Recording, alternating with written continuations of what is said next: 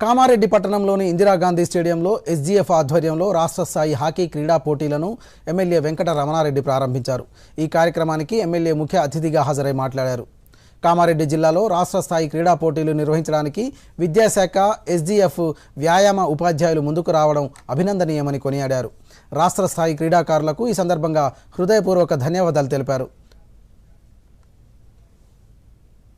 Hockey అంటే భారతదేశం అనే పరిస్థితిలో ఉండే తిరిగి మళ్ళీ అదే పరిస్థితి రావాలి.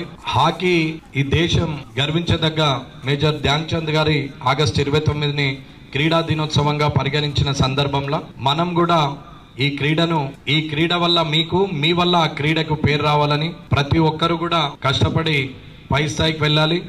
గెలుపు ఎందరో ప్రయత్నం చేస్తాం కానీ కొందరికే సాధ్యమైన వాళ్ళు మంచి స్థానంలో దేశ చరిత్రను ప్రపంచ స్థాయిలో చాటించే స్థాయికి ఎదగాలని అందరికి కూడా నేను ధన్యవాదాలు తెలియజేస్తూ ముగిస్తున్నాను. జై హింద్.